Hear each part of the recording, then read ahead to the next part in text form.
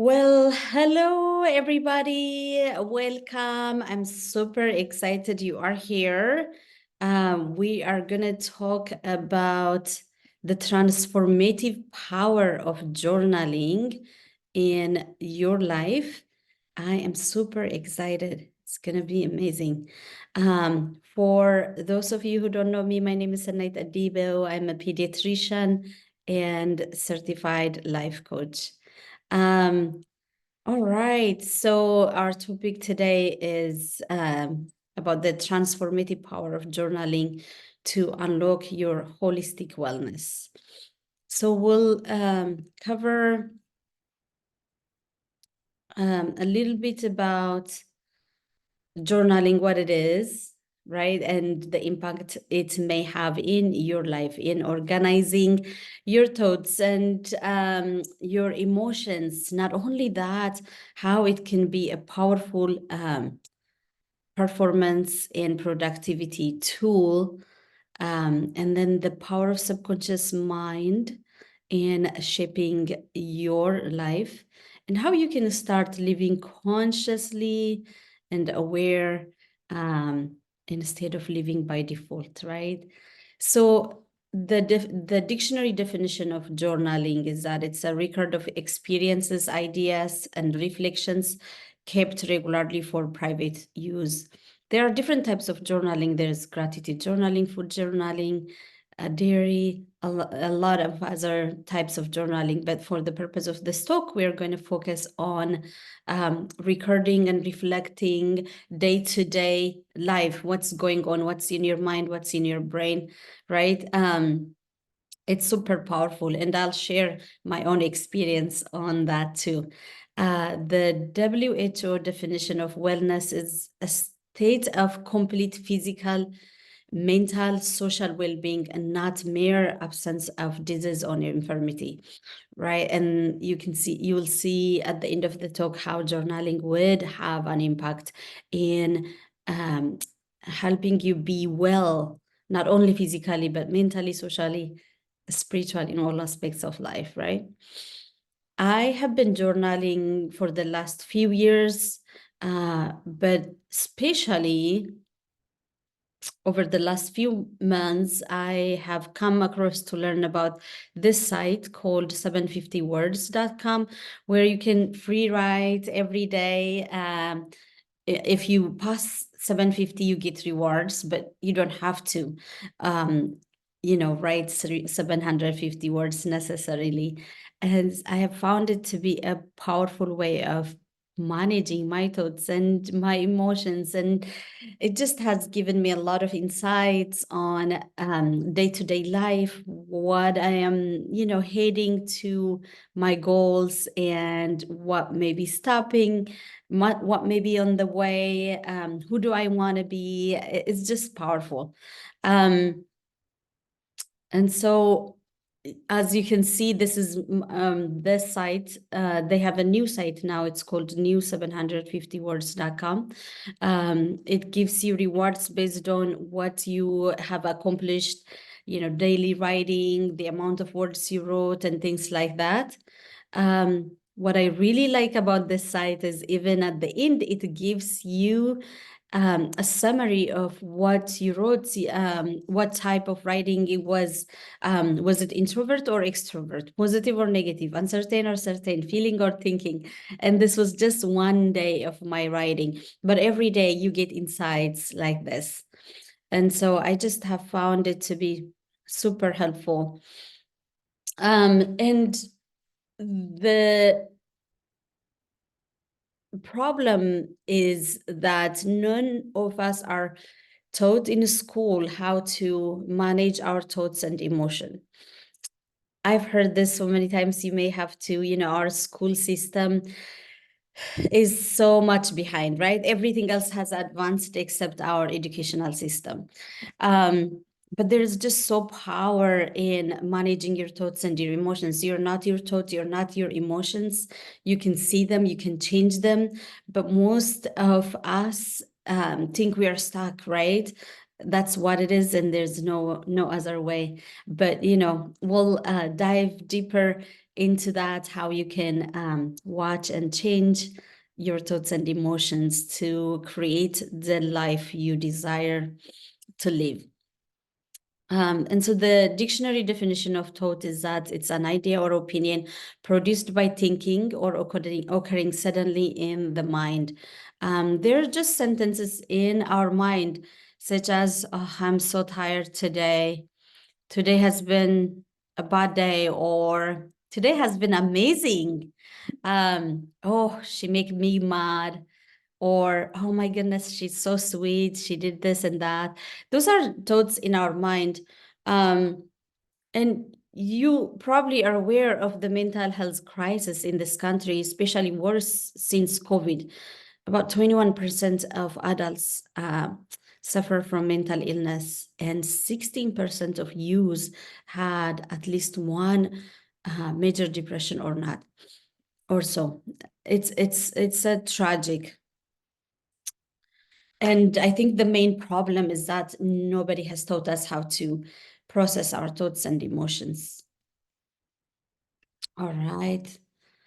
And I want to take time and share with you this idea.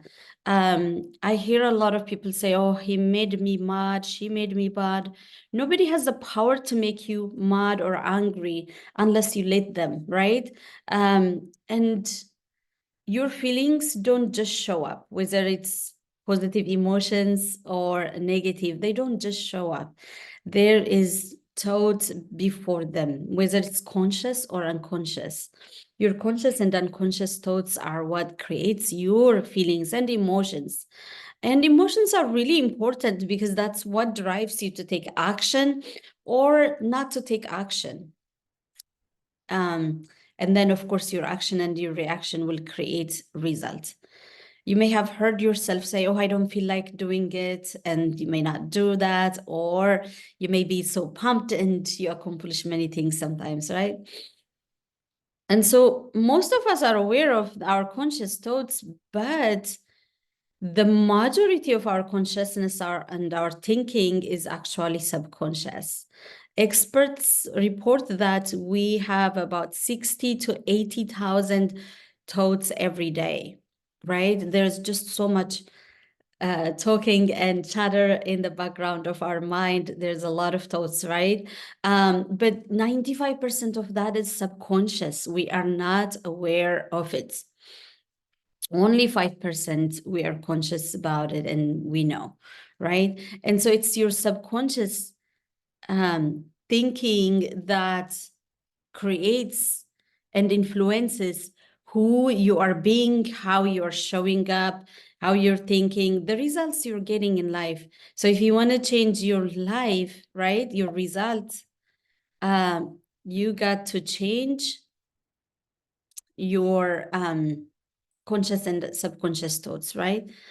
But since subconscious thoughts are unconscious, right? If you want to change your result, you need to change your thoughts, right?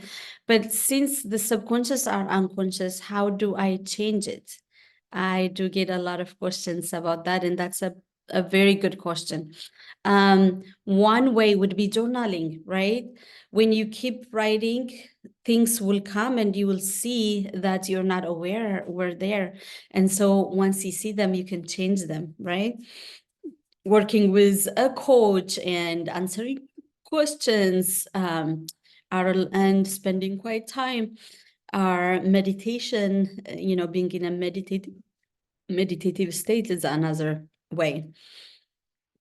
And this is very interesting also that most of us are not taught to fully process and feel our emotions. If a toddler is crying, a mother's instinct is to stop that crying, right? Because of the discomfort that creates in us, as parents. If a toddler is throwing tantrums, our instinct is to stop that, not necessarily allow the child to feel the full emotion. As you can see here on the graph, most of our emotions, if we allow them and we don't interfere, they will peak and come down. Usually it takes maybe a couple of minutes maximum. But what we usually do is, as emotions are rising up, we suppress it, we stop it.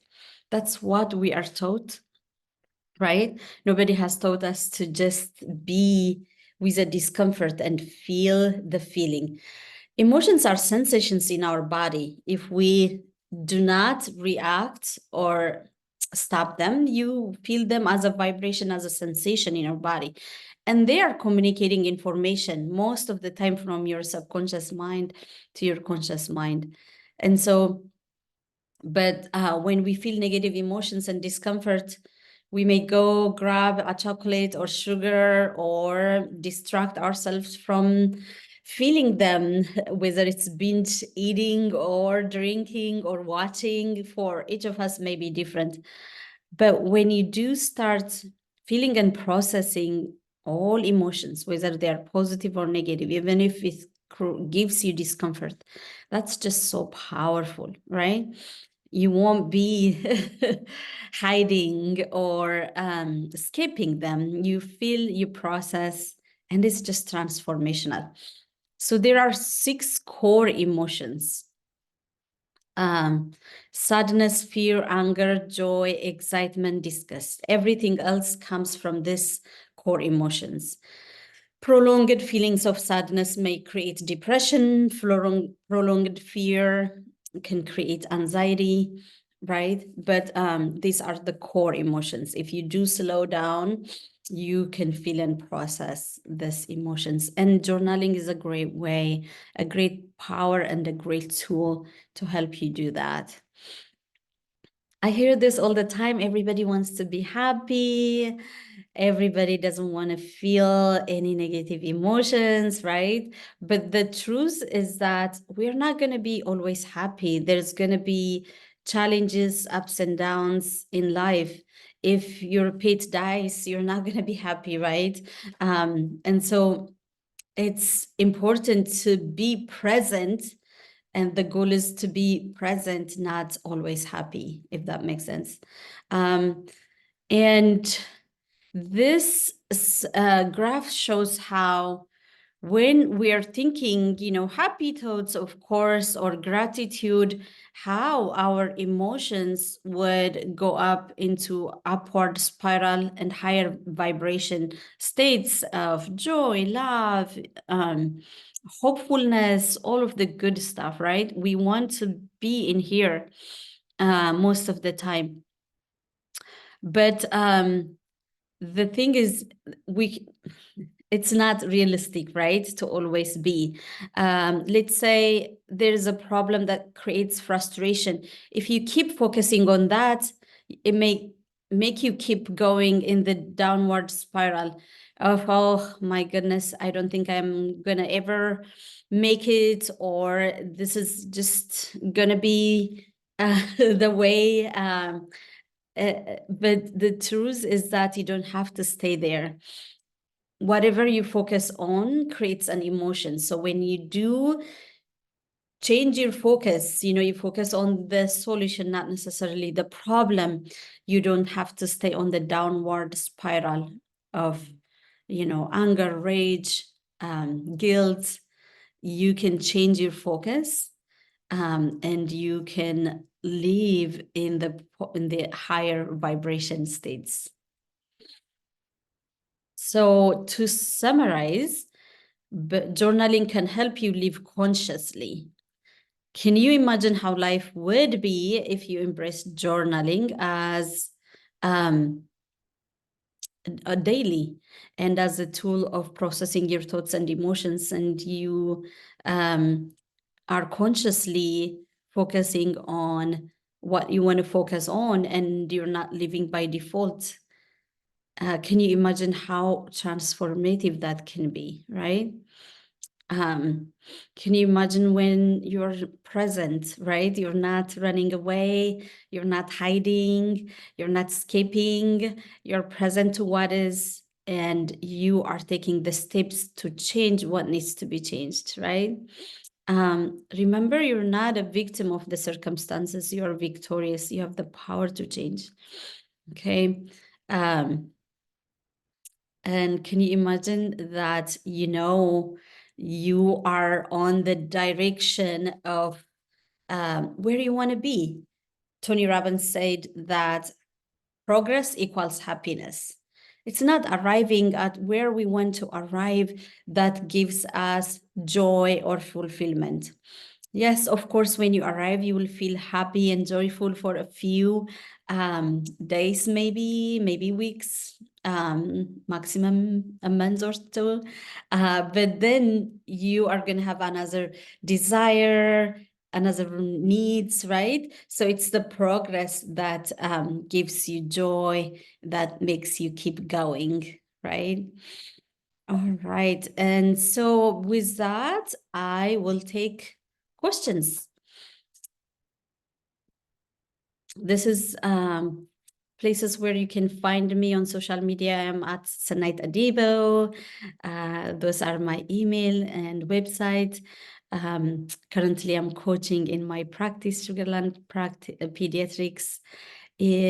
So questions.